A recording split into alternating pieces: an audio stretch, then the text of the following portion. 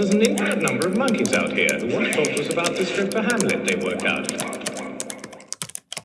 Welcome to Create and Resonate, and today we are blessed to have Elizabeth Wardle. Now, I've got a stack of details about Elizabeth, and it's very, very impressive. But Elizabeth, would you like to give the audience a synopsis, as it were, of you, who you are, and why you are extremely esteemed as an academic and a writer? Sure, Lee. Thank you so much for having me. I appreciate the invitation, especially from all the way across the world. So I talk about myself as a writing teacher first before anything else. I have a PhD in rhetoric and professional communication. I have been teaching writers and also training teachers of writers for 20 years now. I teach at Miami University in the English department, and I run the House Center for Writing Excellence at Miami University also. And if I'm right in thinking this, you've written lots and lots and lots of books on writing, but there's one in particular that caught my eye, and that's the one that you wrote as a textbook, which is now, is it right? It's about 400 in tertiary institutions now that it's been taken up by. Can you tell us a little bit about that? Because some of my audience are creative writing students. They're doing a master's or whatever in creative writing. So can you talk a little bit about that particular book? I would love to. The first thing to know for your audience of creative writers is that it is not a creative writing book. So I teach and study all the kinds of writing that are not really thought of as creative writing. So I think about professional writing, technical writing, everyday writing. And for many, many years, I have really thought that the way that we, especially in the United States, go about teaching students to write in college has not worked. All the research backs us up on this. I think the United States is actually pretty different from all the other countries in terms of how we do this. So if you have an Australian audience, they might be interested in this. So in the US, we have since 1875 been basically requiring all first-year college students to take a class called first-year composition. And we have somehow imagined that if every student took this class, they would sort of get a writing inoculation and then be able to write forever and all time anything they may ever need to write. And we obviously know that just by common sense, that does not work, that all of us learn to write by writing and getting experience and writing new things in new contexts. But that's a very particular sort of thing that happened in the US because in the late 1800s, Harvard started giving an entrance exam that all of the students failed. And so they panicked and said that American boys were illiterate and they needed to do something to sort of give them a remedial education. And that's where this class came from. And so we've inherited that. And as you can imagine, it has not done what it was supposed to do. And so what I did with my colleague, Doug Downs, is really think about, well, if you have this space in the curriculum and you know that what it has been asked to do is not realistic, what could you actually do with this space? And so what we sort of argued was that what students need to know in their first year is how writing works, all the kinds of writing they might be asked to do, what they might do as writers to learn to write effectively in different contexts, but that there is not a class that can actually say, we're going to teach you how to write every single thing you'll ever write. So that's what that book does. It's called Writing About Writing and is now in its 5th edition. It's used all over the US as well as in Canada. And last year, a school in India started using it. I mean, are the students themselves given access to that book so that they can pick up some of those details, or is it just for faculty members? Oh, it's a textbook. It's for Okay. students. Absolutely. And so it really is a book that says to you as a student, here are some things you need to know about writing. And the way it begins is to say, think about all of your experiences with writing and all of your experiences with writing in school and all the ways you've been frustrated and enraged and maybe not even served very well by those experiences. And think of all of the questions that you now have about writing. Maybe you've never stop to think about them, but you have questions about writing. And so this book will not just tell you things, but help you explore the questions that you have. So I'll just give you an example. One of the first years that I taught using this method, I just asked my students, what happened to you in high school in your writing classes? What are you unhappy about? And what questions do you have? And one of the students said, I want to know if my teachers actually use all the rules that they made me learn. And I said, that's a great question. That's a research question. Let's design a research project so you can find out. And he did. So he actually wrote down all the rules his teachers had taught him. Then he reached out to all his high school teachers and said, could you send me samples of your writing and also tell me, do you abide by these rules? And of course, the answer was no, because what he was learning was very rigid school rules about writing that don't actually work very well in the world. So that's sort of what the class does and what that textbook does. That's brilliant. With that idea, then, have you, over the last 20 odd years of being involved with writing as such, have you noticed a change in ability to be able to write? Because certainly over here in Australia, we're seeing the unspoken, well, we're not allowed to talk about it, but we've seen the dumbing down of writing. A lot of students these days find it incredibly hard to put an essay together, for example, for college or tertiary institution. Have you noticed the same in America and Canada? This is my favorite question, and everyone always asks it, usually right away. What I want to say to you, no, everyone has the same question. And so what I will say to you as a beginning answer to that question is that part of the reason the first year writing class exists is because in 1874, all of the faculty said that students couldn't write, that they were illiterate. And they had a long list. It's quite entertaining to read of all of the reasons that they said students couldn't write. Slang, reading novels is high on the list. They said reading novels ruins students' ability to write. And there have been basically regular panics about student literacy and writing ever since then, kind of on a 10-year cycle. So in the US, there's a very famous Newsweek magazine cover in the 70s called Johnny Can't Write. And many people in my field recount stories of their deans calling them in and throwing the magazine down and saying, our students can't write, what are you going to do about it? So my answer to your question is that students are what they have always been, which is learners, and that all of us are learning to write in context that is always changing.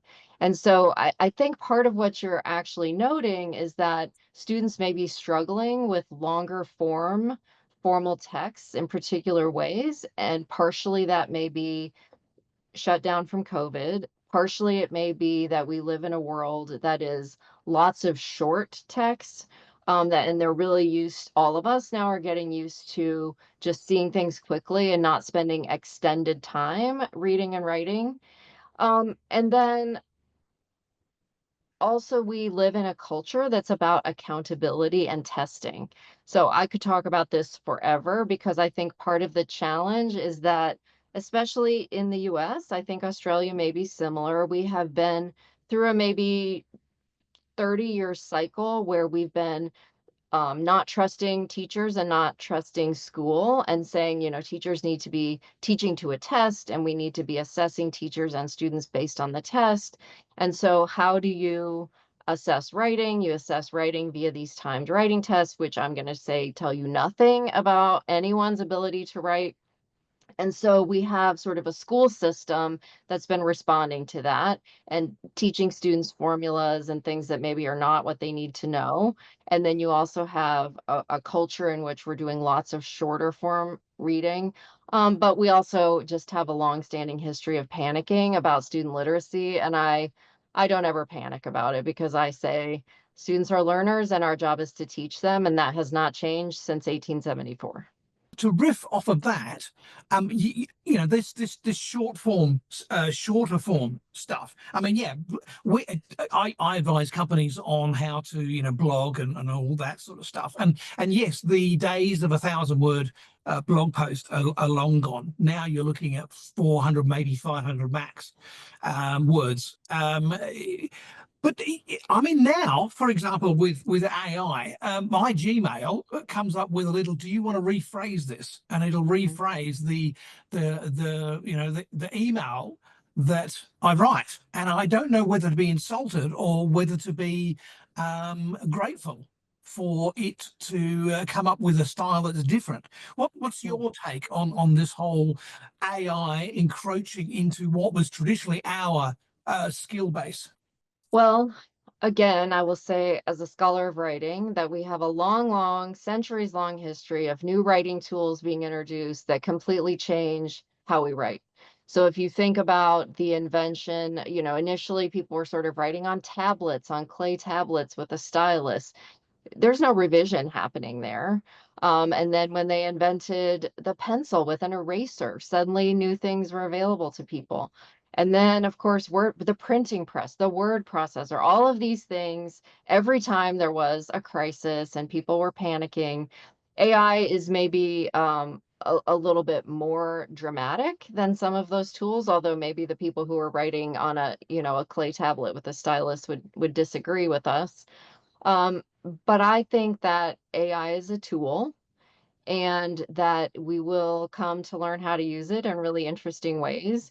It doesn't think and it doesn't write. It appears to do those things, but it is not doing those things. And so I think it's really important for us to be teaching students about how to have AI literacy and how to recognize that if it's a tool, then you still need to be driving the car, right? You don't want to just turn it over to AI because it hallucinates, it makes things up, it steals things, it does all sorts of things you don't wish for it to do. But I think that, there's no way at this point to avoid it. Even the example you gave is a good one. Grammarly is sort of in everything.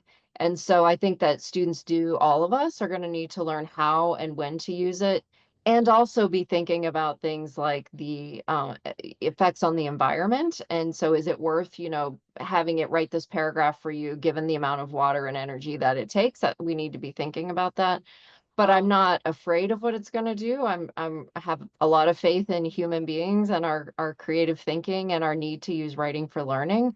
And in some ways, I have to say, as a faculty member who trains other faculty to use writing in their classrooms, it's really ushered in a new era. All kinds of faculty are coming to my workshops whom I never saw before because suddenly they have to think about writing.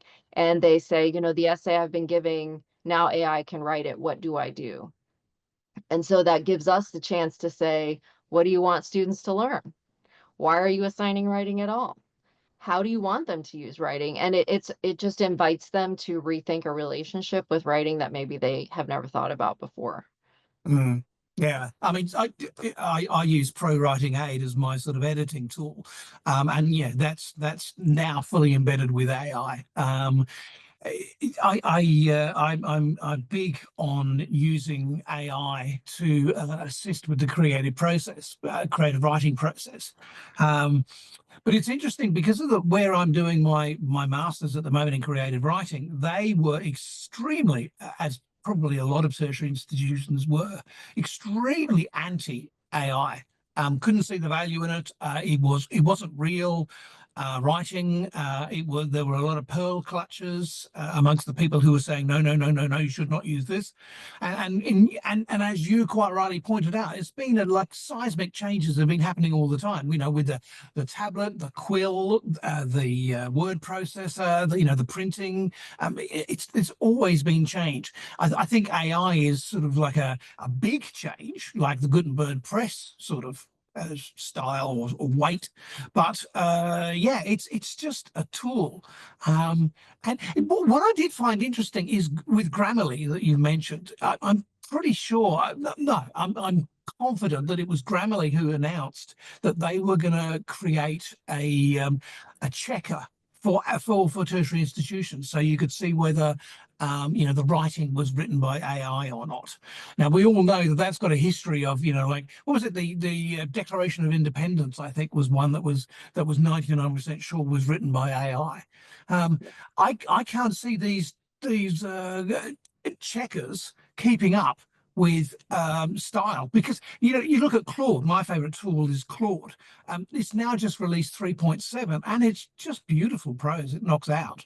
I don't see how any checker will be able to pick that in future iterations of Claude or GPT. But your view? No, and they can't do it now. And so I strongly encourage our faculty not to even bother with that. I've been anti Turnitin for a long time, even before AI. I think that our job is not to be policing, our job is to be teaching. I also think that ed tech will sell you almost anything. They can make up all sorts of technologies to solve a teaching problem that we did not actually even have. And charge you a fortune for it. And charge you a fortune for it while we're in, cost cutting mode. So, but the AI checkers are terrible. There's no point in actually spending money to use them. And so what I say to every faculty member who comes to any workshop I lead is think about what you want students to learn, think about how to engage them in learning, think about the role of writing in that learning, and keep them engaged. And then teach them to engage in the writing process, and then trust them because you're not the police. And so it's actually quite freeing, I think, to think about it like that, because it's my job to give you a learning environment that you want to be in, where you're learning something you're motivated to learn. But it's not my job to, spend all night trying to figure out if you used AI. And I will say, interesting maybe to you, is that part of my job is to run a center that includes a writing center, which has maybe what your listeners might best understand as tutors. So we have 35 to 40 undergraduate and graduate students who work for us, and they help students who come in or faculty who come in with their writing. And all fall, they all did research projects about AI because these tutors that we have were really interested in how students are using AI. And we just had a workshop last week where we asked the students to present to faculty and say, here's what we as students who just did research want you to know about AI. The number one thing they wanted faculty to do was talk to their students about AI and have a policy. That's it. So they said my faculty often act like it's some sort of secret they don't want to discuss. They don't want to be bothered with it. They said, just tell us. Let's have a conversation about what you think AI can do, what you think it can't do, how you want us to use it. And they said if the students are engaged and they understand what your policy is, we don't think that you'll have nearly the amount of trouble. They said students also are using AI when they don't understand the assignment.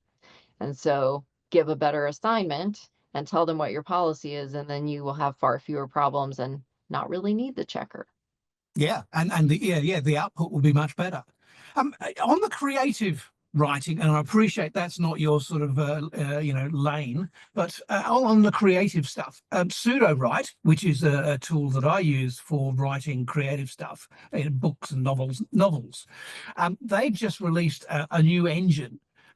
Which is just leaps and bounds better than what they were using before, which was Claude. So, they weren't using bad stuff. But the latest, which is called Muse, Muse, is pretty damn good. Now, one of the criticisms of AI by people who weren't on the bandwagon was that the copyright issue. That there was going to be a big copyright and it was going to come back and bite people on the bum.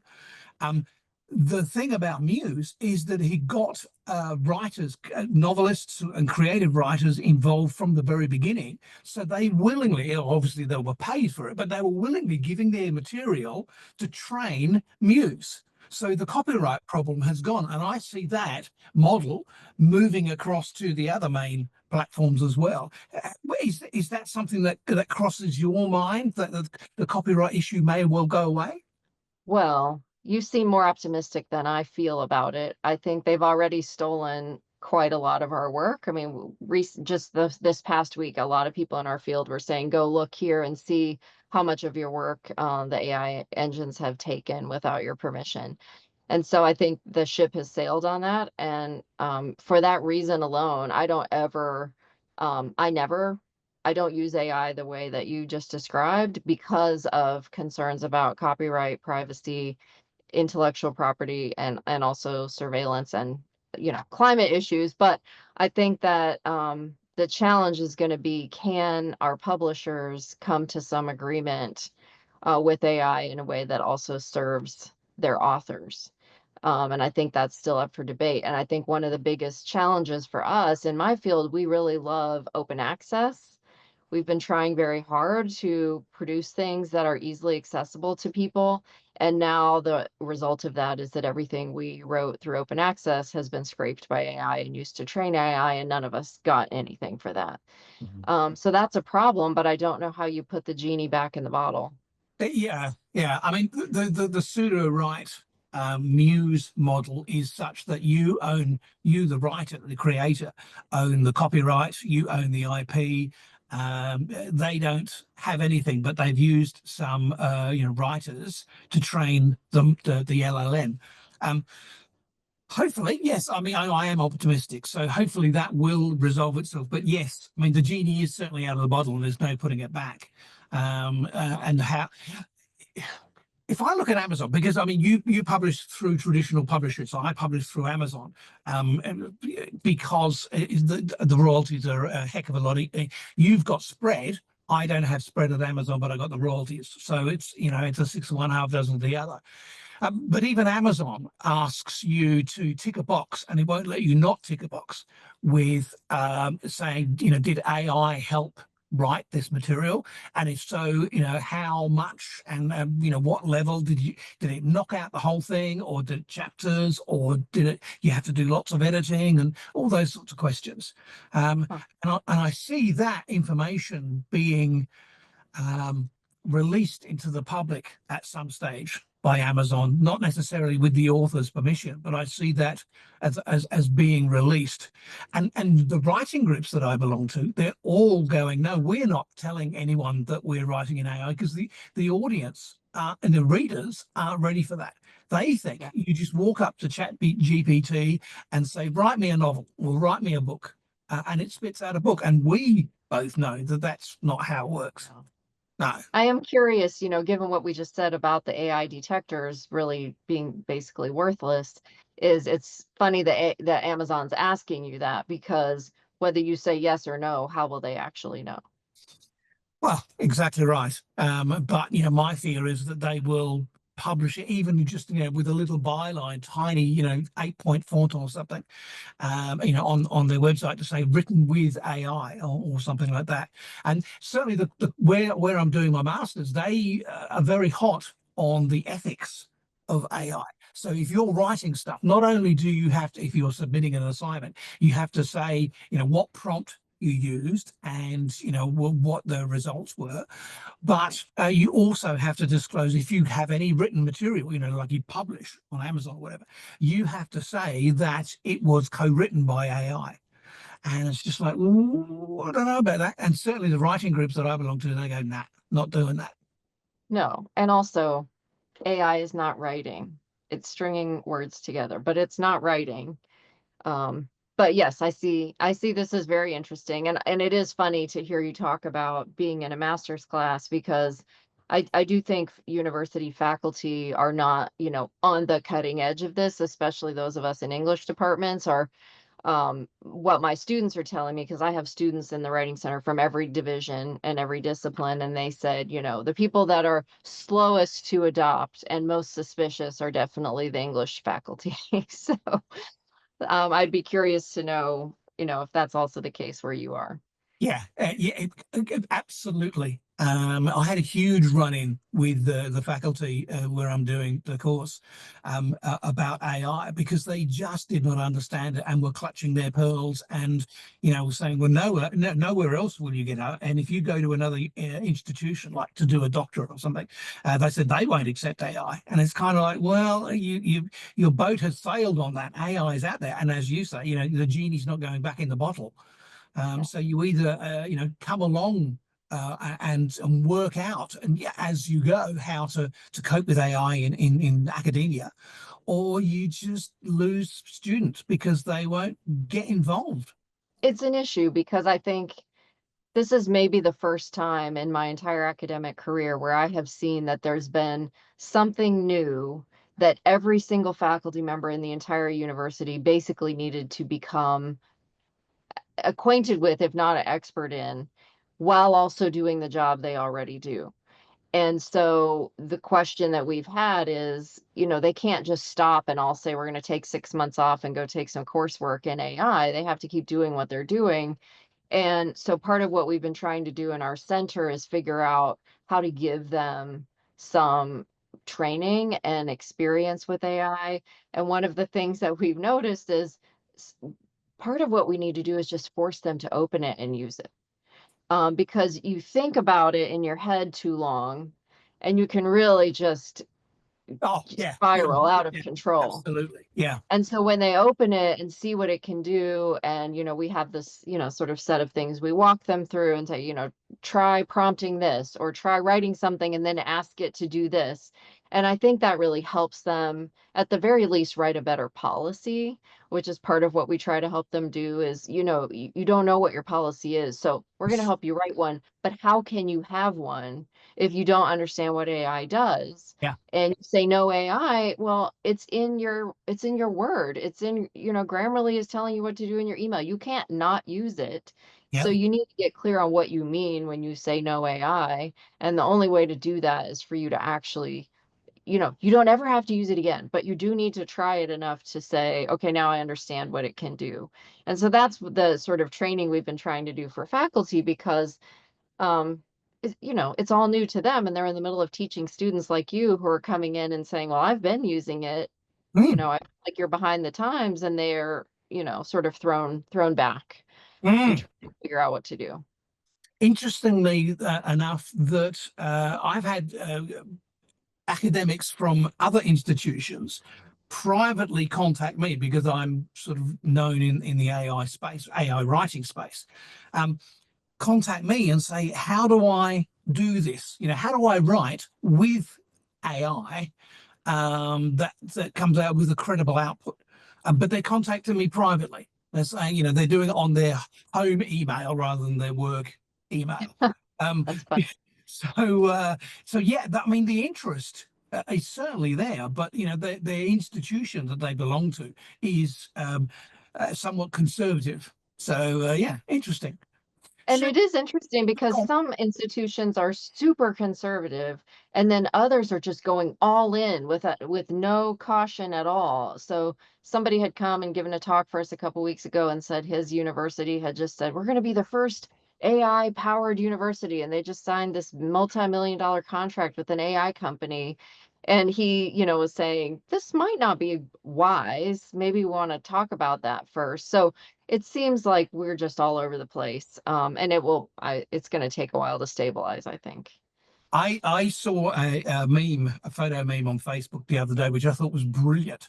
And it was along the lines of, what is happening with AI today? How big is AI in the world today? And the next image was of a bloke making a pitch to someone with a ballpoint pen saying, "This is powered by AI." So that's where the corporate world is at the moment. Yeah, Everything is powered by AI, even pencils and pens. So yeah, I think we've got interesting times ahead of us. we do. We do. Can I segue to something completely different now? Because Please. yeah, well, otherwise it's going to become an AI fest, and people are Oh, yeah. Yes. snooze fest. Now, you have come up with the, what's it called? Sense making for student success. Can you tell us a little bit about that, please? Oh, sure. So one of the things that I've been very interested in is how you get groups of people, in my case, faculty, to really transform the culture and practice in the environment where they're working. And as we just discussed, faculty are often sort of cautious, conservative, slow to change. I think universities are very slow to change, but we know that we need to make change. And so one of the things I've seen happen again and again is either one of two things: that universities say, we must change, we're going to hire a very expensive external consultant, probably one from the business world who sort of retooled for higher ed. Or they have said, faculty, we are about to totally eliminate your program, so you need to go off together and come back with some kind of new innovation. And I think both of those are utterly failing strategies. The external consultants don't know about teaching and learning. They don't know about students, and they're working in a for-profit environment. That is Mm. not our world. That's not our mission. Our mission is not to make money. It's to help students get an education. So they're not super helpful, although many people obviously disagree with me. And then you just can't easily send faculty off and say, go change. If they knew how to do that, they would have already done it. And as I like to say, faculty are treated and trained to be independent contractors, right? You are rewarded only for your own personal research and how much you've done in your own teaching. And so then you say, get together with your colleagues and make something new. Everything in our culture has not taught us how to do that. And so I was reading a lot of change theory and doing a lot of faculty development programs, and thought, I think that what we need here is some kind of method that takes what we know from change theory and then what we know from teaching and learning and creates a sort of scaffolded environment, kind of like a structured maybe sandbox where teams of faculty can get together and try to innovate something new, but they're not just thrown in there and told to do it. We have this scaffolded set of things that we walk them through. And that's quite different than what these external consultants do. They sort of come in with these PowerPoints that they have for everyone and say, here's things you must do. But I think that the best, most innovative ideas are going to come up from the people who are sitting in classrooms with their students, who know their disciplinary material, but they are not trained or rewarded for doing that kind of curricular and program innovation. And so what we've been doing in the House Center for a number of years now, and then now across Ohio with my latest project, is just really trying this out, this what I've started calling a sense-making method. That's a term we took from Adriana Kizar, who's a change theorist.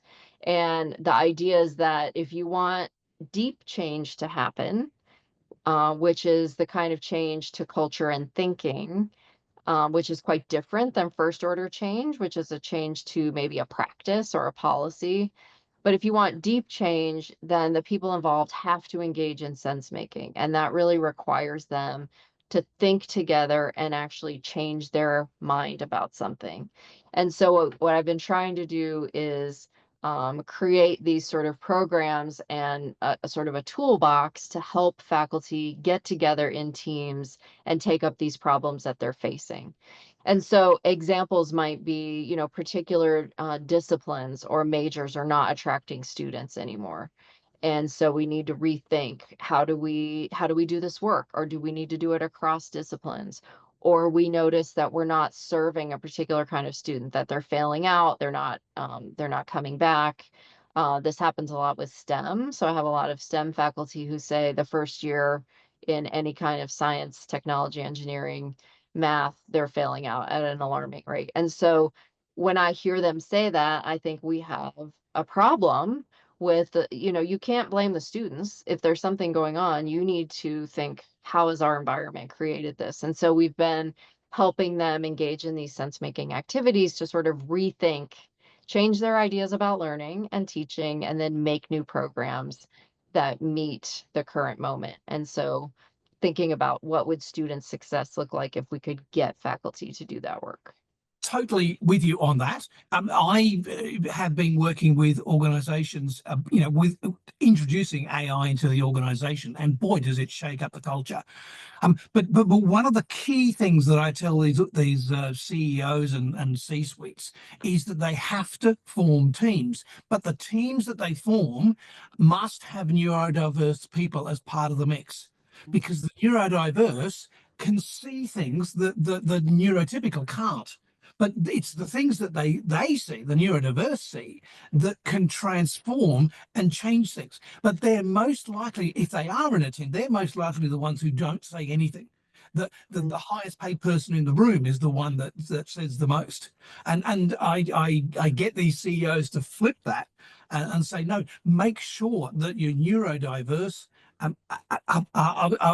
Give their ideas, they share their ideas. Even if the idea is wrong, get them to get into a habit of sharing their ideas, because it's from them that you're going to have the ideas that take things forward, not business as usual. Yeah, so what I would then add to that is to say, I might tell them something like that, but then the structures of their interactions are not set up to make that happen.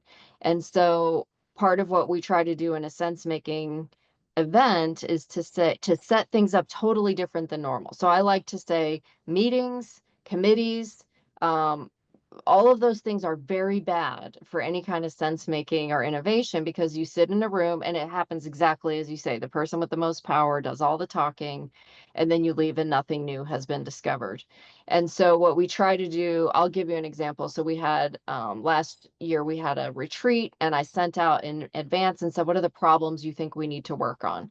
And then we created ideation stations. So when they came in, all of them visited each ideation station and wrote their ideas about the question, and they each went to every station. And then when everybody had written and responded, they all did a gallery walk and read what every single other person had written. So it was impossible for one person to dominate, because every single person had been able to contribute through writing. And then they formed teams around the question that interested them the most based on what other people had said. And then we went on from there into more like design thinking.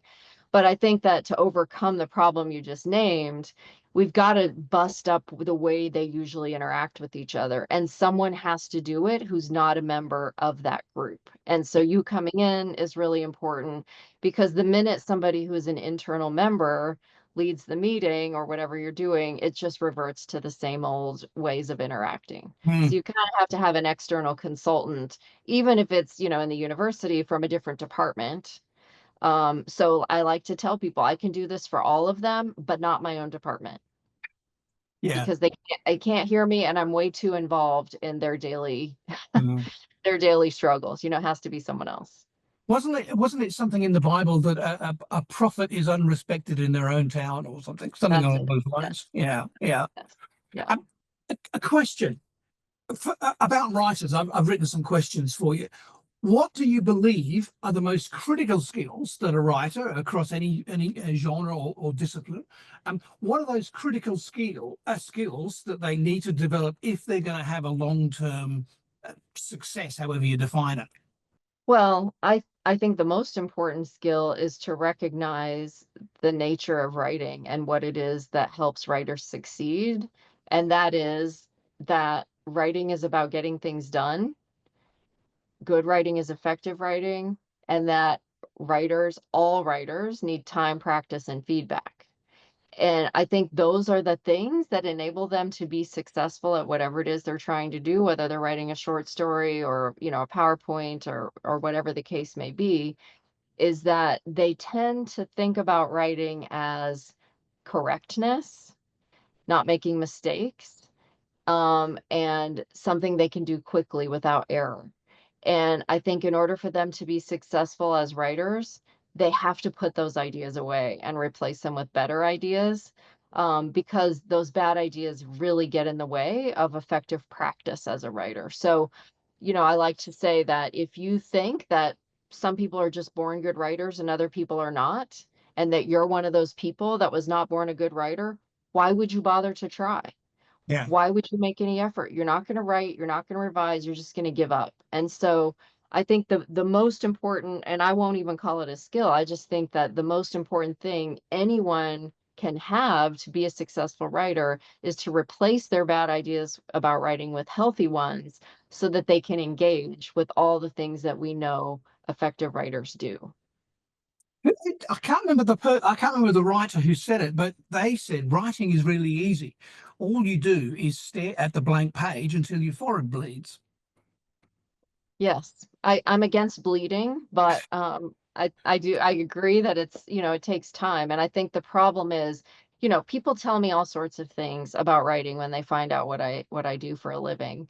And most of the things they tell me are really sad. They have a lot of very bad experiences with writing starting in school. People say terrible things to them, give them lots of awful feedback, do lots of line editing.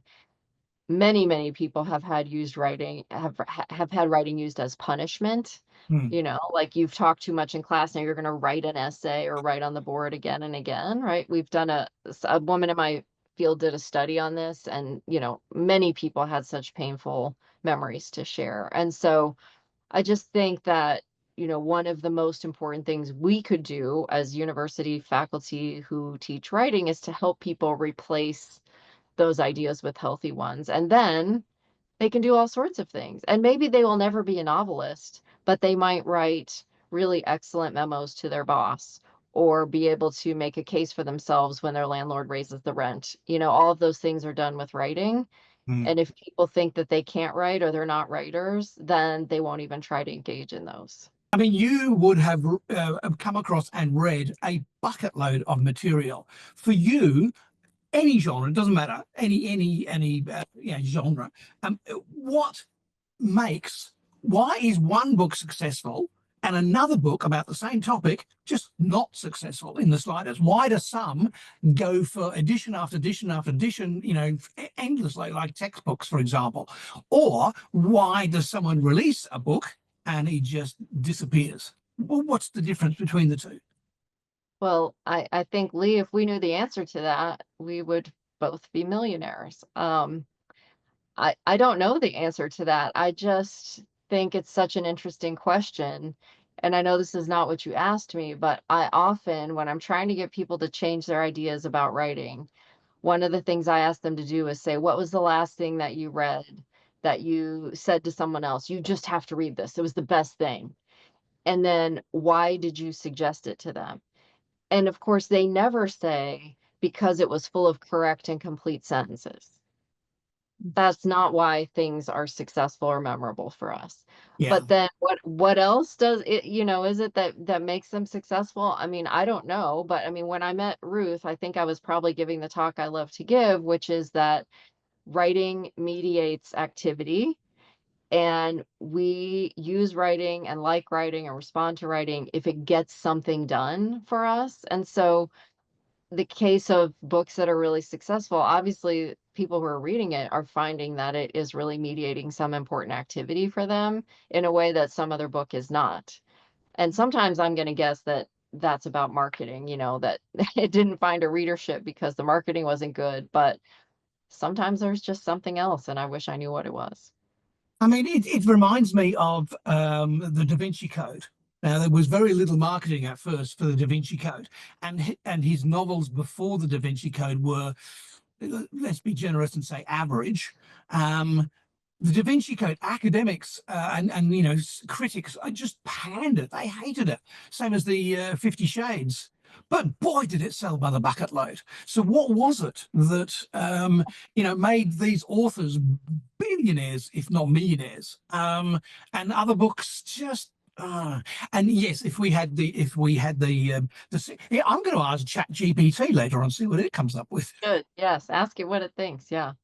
But I do think that's interesting, and it's why I don't study creative writing. And what I constantly am saying to people is think carefully about what you say makes something a good piece of writing, because it's not, the sort of pretentious academic idea about good writing, which is basically that it's long form, fancy, whatever prose. That may be good writing in a very specific context, but what makes writing good in most contexts is, does it speak to you? Does it meet you where you are? Does it accomplish the thing you need it to accomplish? And I mean, I love talking about grocery lists as an example of writing that are really interesting in that regard. Is you write a grocery list because there's something you need to do. And you know that if you write a bad one, you go from aisle to aisle and you have to go back. um, Nobody probably taught you to do that, but you improve it over time because you need to be more efficient, or, whatever your reasoning is. And that's a really important piece of writing that mediates activity in the world. And so I love to think about the humble genres, not just the, famous creative genres, but those humble genres that get our work done for us every day in our lives. And I think that's why so many people who don't see themselves as writers could be invited into thinking about that if we could help them recognize all the ways they do use writing every day, like the grocery list. I am so going to use that grocery list because that's brilliant. Absolutely brilliant. And you can use it in any context. You know, you could use it. Okay, what if I'm in the work environment, for example, the corporate environment?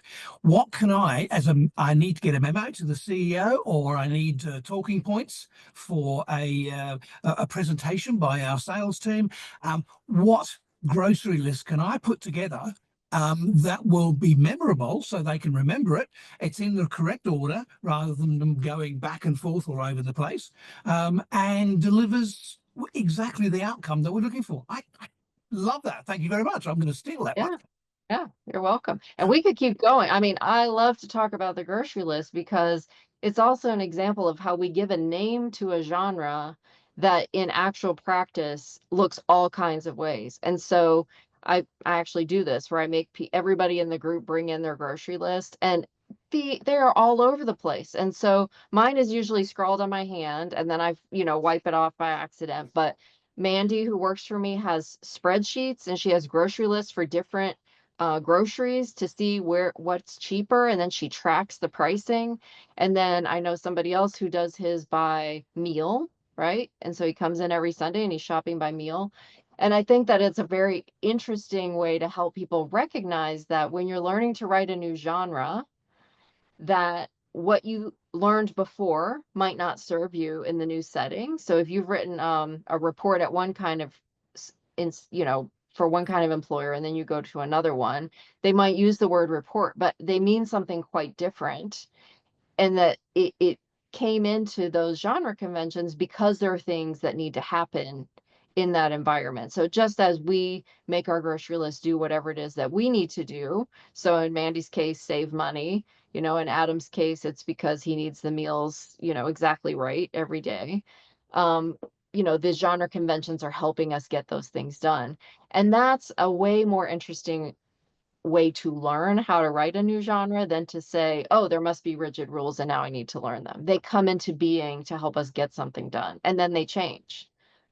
When I was on my beginning my journey in terms of writing, which was even before the internet back in the 90s, I bought, as one does over the years, a large number of books about grammar and the punctuation and all that sort of stuff, and I've never read them because you get about like even half a chapter in and you go, yeah, but that's soulless. What you're writing is just soulless.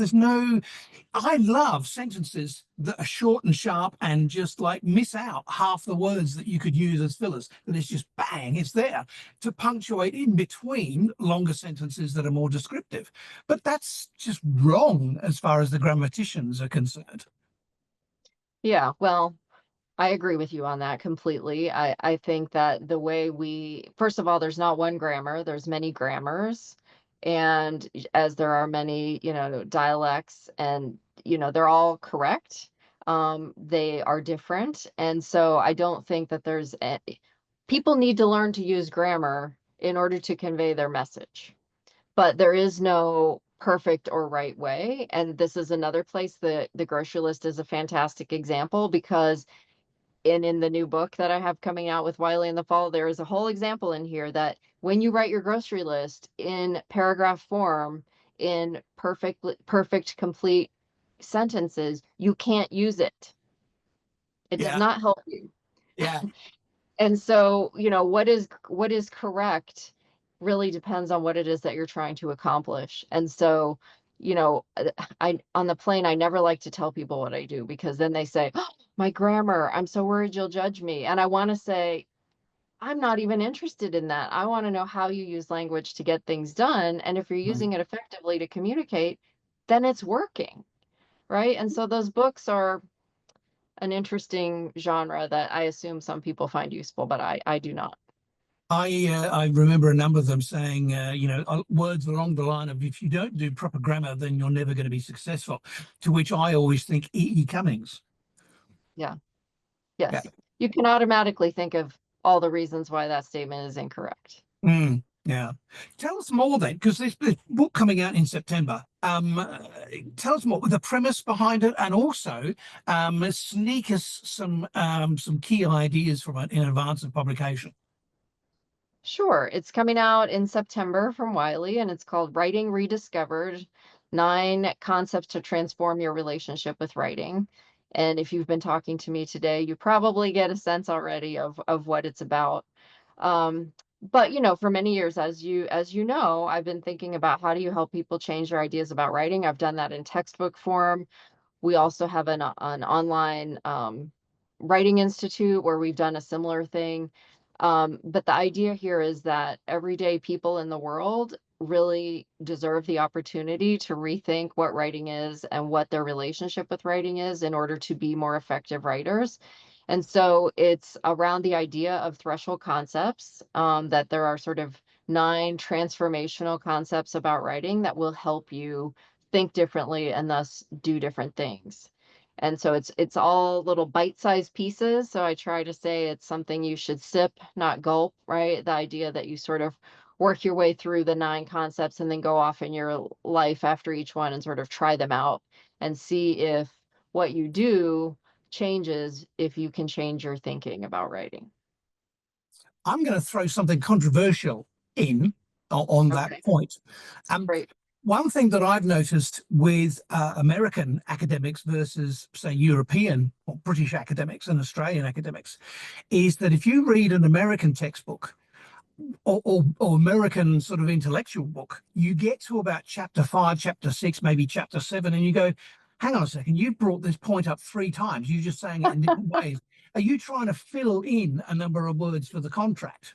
And I just yeah so to put you on a spot, are you working to that model? And I hope not, and I don't think you do, because the way you've explained it, it's kind of not repeating everything just to make the word count. But do you know fellow academics who do that? No. I actually don't think anyone's trying to fill a word count. Usually we're getting told we've said too many words, written too many words.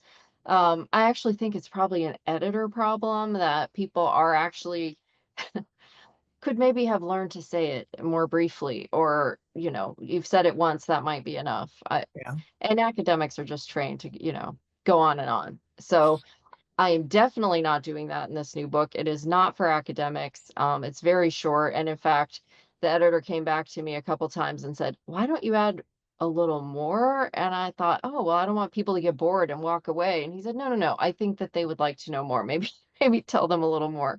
Because I just thought, like, you know, you get it and then you can move on. You don't need to belabor the point.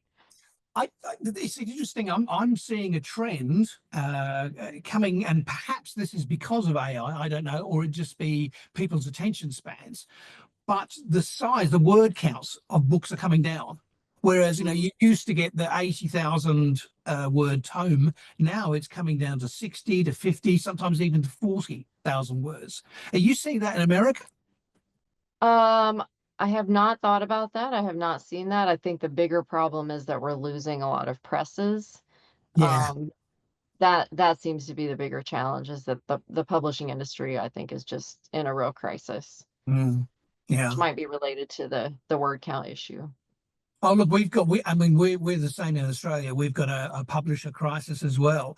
Um, yeah, they're all the independent ones are all disappearing, or they're being snapped up by the big ones. But what worries me about the big ones is that I've had some anecdotal, I agree, evidence that some of the big publishing houses are getting AI and they're running it through an engine a number of times before they release it, but they're using AI to write books so they don't have to pay any authors. Oh, that's bad. Mm, yeah, but it's not talked about. But yeah, so it's a worry if they are doing that. Yeah. Yeah, I hope not. Hasn't happened to me yet. We'll see.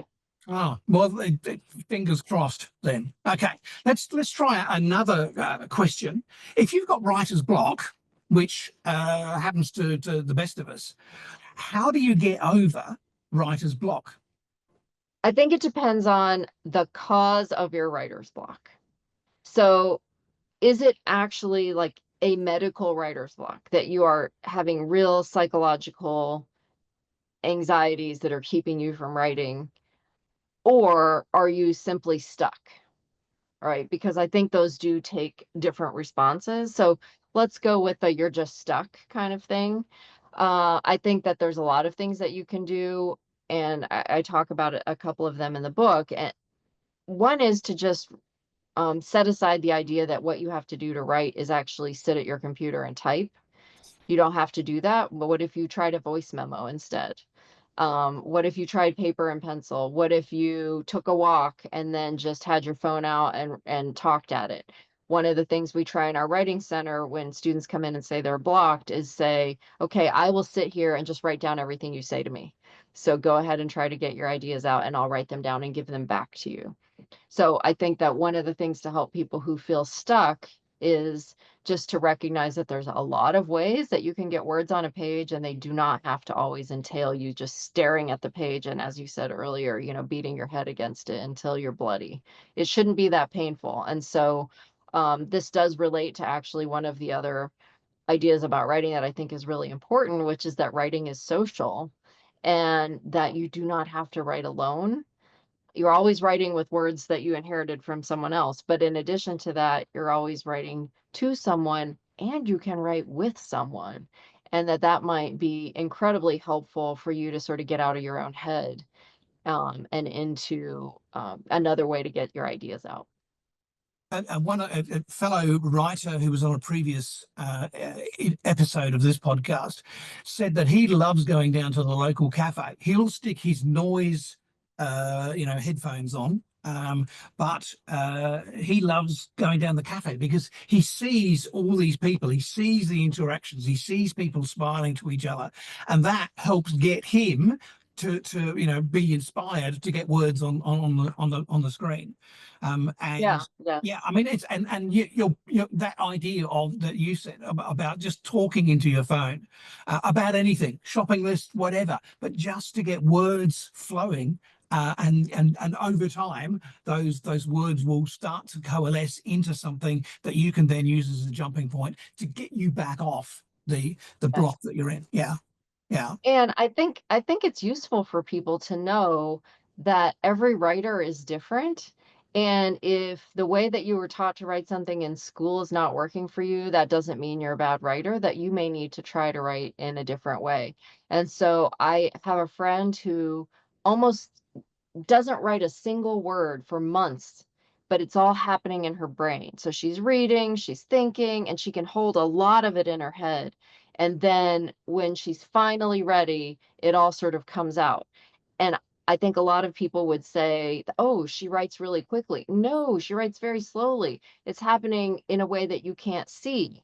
And some writers just really need that oral piece. They need to talk it out.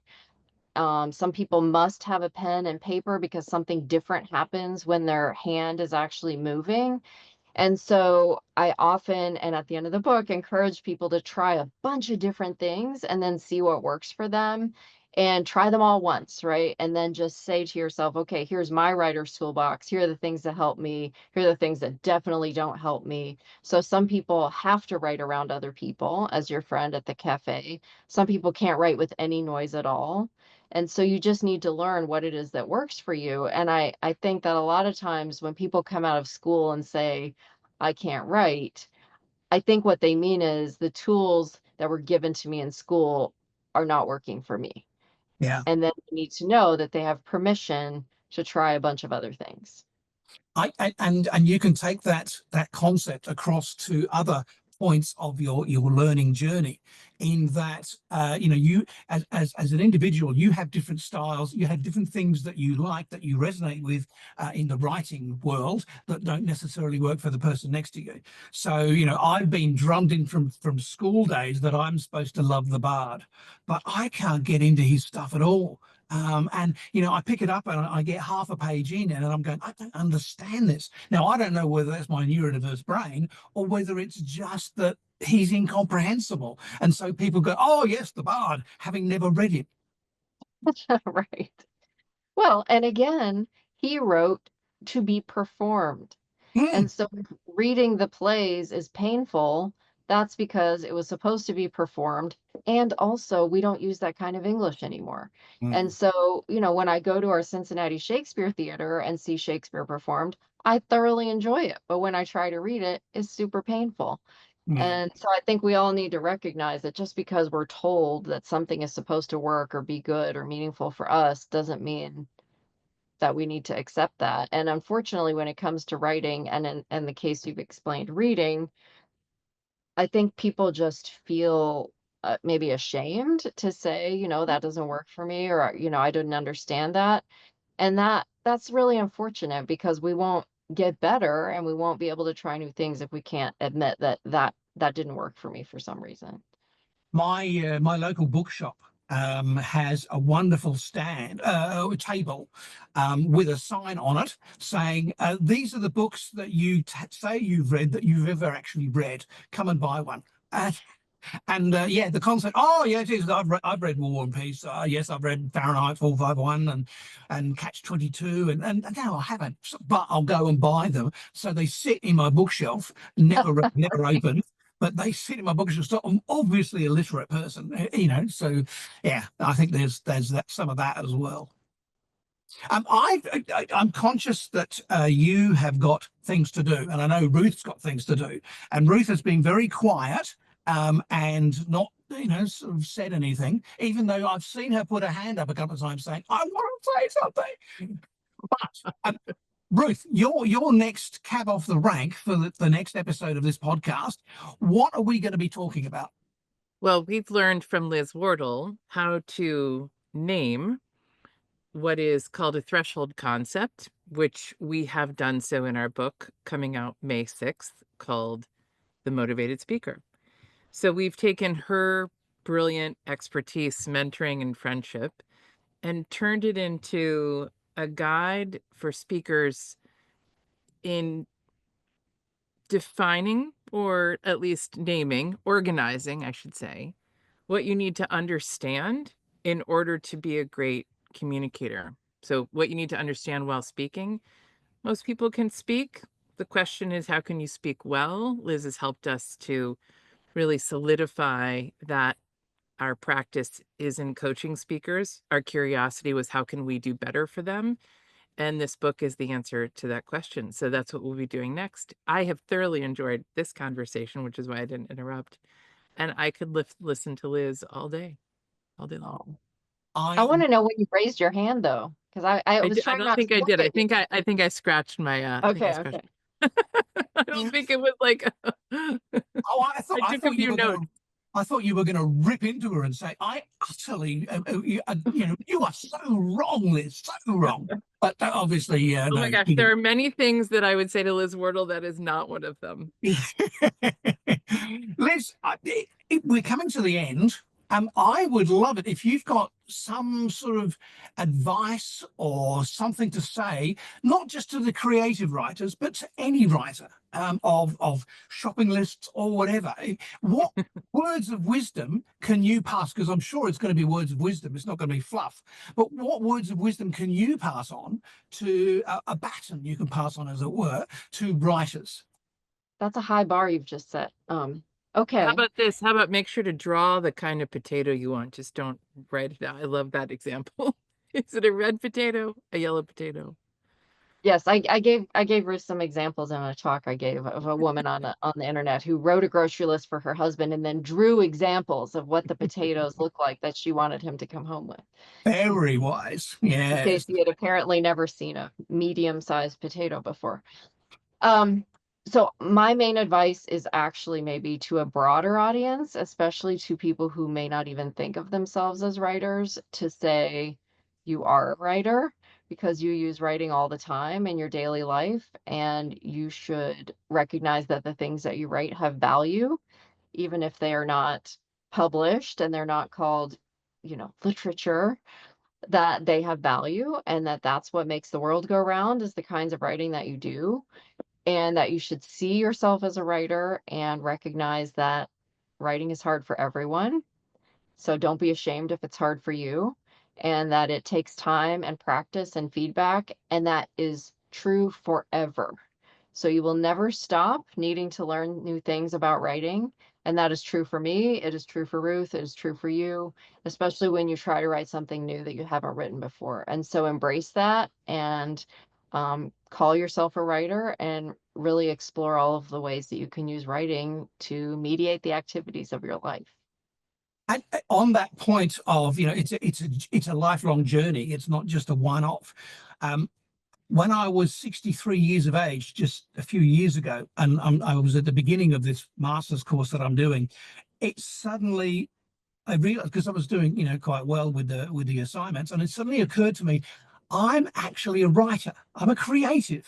And I never knew that before. And suddenly recognizing that you're creative made the world, it's totally understandable why I hated the corporate world, why I kept failing at various things, because that's just square peg in a round hole. And so, it's now that I'm thoroughly enjoying writing, creating stuff and business stuff. And, I just love it. And I think that anyone who picks up a pen or, Evernote or their word processor and just starts writing shopping lists, they will hopefully over time come to love creating, even if it's a business document, but creating something and passing it on. Your views? Well, I love that story, and I love the way that you've used the word creator there, because I think that people are not only afraid to use the word writer, but I think they're definitely afraid to use the word creator. And so helping them recognize all of the ways that they're using language and symbols to communicate, and that they're doing that by creating something new, whether it's a shopping list or a memo or a novel, is a really important way of making meaning in the world. And that every one of us can do that and has the right to call ourselves that. And I think that's probably very freeing for most people. There are not a lot of people in the world who call themselves writers or creators, but thinking about that, I think, is important, and also a really nice way to end this conversation, which a large part of which was about AI. AI is not a writer, it is not a creator, and it is not thinking. And so it's a tool for us, but we are the ones who have those abilities, and we should really embrace those. Yeah, totally agree with you. Although, with the last iteration of ChatGPT, the 0.1 model, when they leapt up from 4, it is a thinking machine now. It can show the thinking. DeepSeek, the Chinese one, also shows you its thinking. So maybe 18 months, 2 years, we will have AI models that can take a concept and extrapolate from the data that it's got, and not only just punch out what it's got before, but actually take it to the next step. And that's going to be fascinating, I think, in 18 months, 2 years time. If by fascinating you mean terrifying, then perhaps. But also, I would remind us all that AI can only do what it's doing because it's trained on all of our work. And I literally mean our work, my work, your work. And so it is not doing that without human intervention. And so I just hope that we all remember that we are writers, we are creators, and we should not be looking to machines to do that for us. If they are tools and they are partners, and that, that's something we want to explore, that's fine, but they are not, we shouldn't be asking them to think for us. Fair enough too. Yeah, I mean, we hold on to they may create a book outline, but we're the ones who say, actually, no, I want this in this chapter, which you have left out, but I think it's important to put this concept in. And then, yeah, we have to edit and we have to change and we have to manipulate the output until we've got something that we're comfortable with and proud to release. So, yeah, I totally agree. Liz, would you be happy to come back once your new book, your forthcoming book is released? Because I'd love to talk about that on a separate podcast. Would you be acceptable, comfortable with that? I would be delighted. Absolutely. Excellent, thank you. And Ruth, yeah, we've got next week we're going to sit, and again, just like I've done with Elizabeth, I will make you bleed from your forehead and sweat like nothing on earth with the creative and cruel questions that I have for you. Yes, it's been terrifying. I look forward to. I am terrified, very terrified. Excellent. I- Well, thank I you look so forward, much. at least this gave me a sense of how deep the cuts will be. So I'll be, What was it, Rod Stewart? The first cut is the deepest, or something. That's right. Yeah. Yeah. that's right. Yeah. Thank you, both of you. Thank you so much. And Liz, yeah, we'll catch up when your book's released, because I'd love to talk about that as well. Thank you both so much for being part of this podcast today, and let's catch up again soon. Thank you very much. Thank you Thanks. so much. I Thanks, appreciate it. Liz. Thanks, Lee.